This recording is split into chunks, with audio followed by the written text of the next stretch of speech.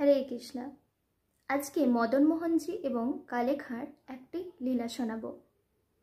তো লীলাটি যদি ভালো লেগে থাকে অতি অবশ্যই চ্যানেলটি সাবস্ক্রাইব করে রাখবেন। তো মদন মোহনজি মন্দিরের সামনে কালেখা ঝাড়ু পোছা লাগাতো। তিনি ছিলেন অন্য জাতের। কালেখা প্রত্যেক দিন মদন মোহনজিকে দর্শন করত। তার মদন মোহনজির রূপ দেখে খুব আকৃষ্ট হতো সে। খুব ভালোও লাগতো ভগবানকে দর্শন করতে। তো অনেক বছর ধরে সে এই সেবাটি করে চলছে। এখন কিন্তু সে ভগবানের প্রতি খুব আকৃষ্ট হয়ে পড়েছে। সে সকালে মঙ্গল আরতি থেকে আসে এবং রাতে ভগবানকে যখন শয়ন দেওয়া হয় তারপরে সে বাড়ি ফেরে। তো কালেখার বাড়ির লোক এবং তার স্ত্রী এই নিয়ে তাকে কটু কথাও বলতো। আবার কালেখার কোনো সন্তান ছিল না। তো তার জন্য কালেখাকে তার পরিবারের সবাই বলতো যে তুমি তোমার খোদাকে ডাকো, তাহলে নিশ্চয়ই এতদিনে তোমার কোনো সন্তান লাভ হতো। তার স্ত্রীও সবসময় তাকে কটু কথা শোনাতো। তো একদিন কালেখা ভগবানের কাছে এসে দাঁড়িয়ে ভগবানকে বলছে, হে ভগবান, আমার কোনো সন্তানের প্রয়োজন নেই। আমি এখন তোমাতে স্থির। তোমার ভক্তি আমাকে পাগল করেছে। আমি এখন সব সময় প্রত্যেকটা মুহূর্ত তোমার দর্শন লাভ করতে চাই। কিন্তু আমার পরিবারের, আমার স্ত্রীর কটু কথার জন্য আমার ভক্তিতে বাধা হচ্ছে। দয়া করে আমাকে একটি সন্তান দিন, তাহলে হয়তো তাদের এই কটু কথা থেকে আমি মুক্ত হতে পারবো এবং তোমার এই ভক্তি ভালো করে করতে পারবো। তারপর থেকে কালেখার পরিবারের এবং তার স্ত্রীর কটু কথা বেড়েই চলতো। বারে বারে বলতো যে তুমি তোমার খোদাকে একটু ডাকো। তো একদিন পরিবারের সকলে এবং কালেখার স্ত্রী বুঝতে পারল যে কালেখার স্ত্রী এখন গর্ভবতী। তো তারা তাদের সন্তান আসার উপলক্ষে খুব আনন্দিত ছিল। আর এই দিকে কালেখা তার ভক্তি করছিল খুব সুন্দরভাবে। তো বেশ কিছুদিন পর তারা সন্তান লাভ করল। তো এবার তাদের সন্তান বড় হচ্ছে।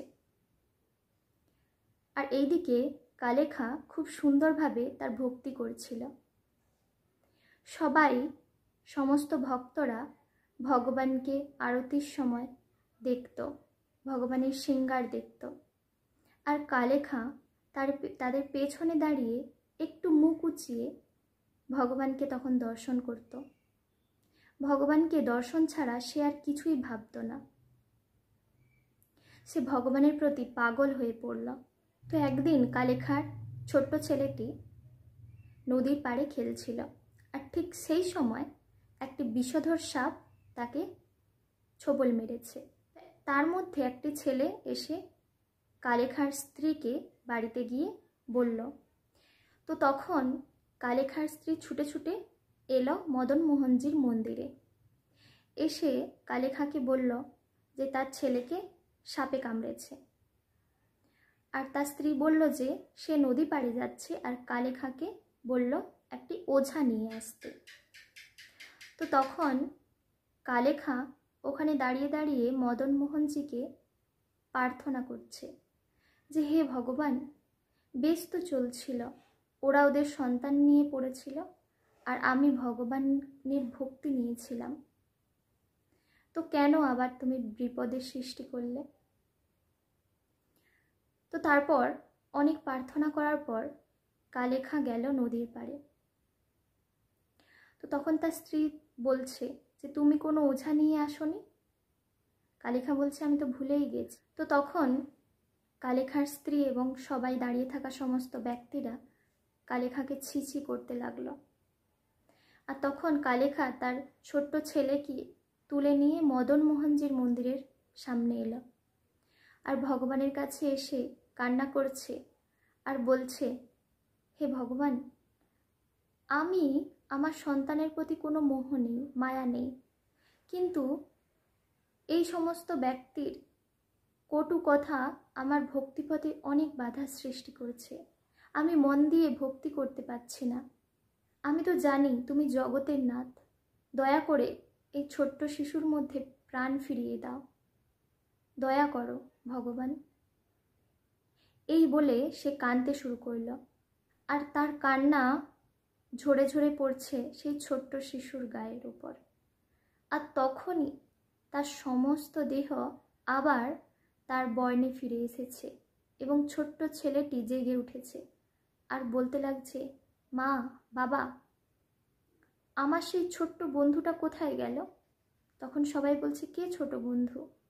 বলছে, এতক্ষণ আমার সাথে যে গলায় ধরে ধরে খেলছিল, তার মাথায় ময়ূর পাখা রয়েছে, তার গায়ের রং শ্যামলা, আমার সেই ছোট্ট বন্ধুটা, সে কোথায় গেল?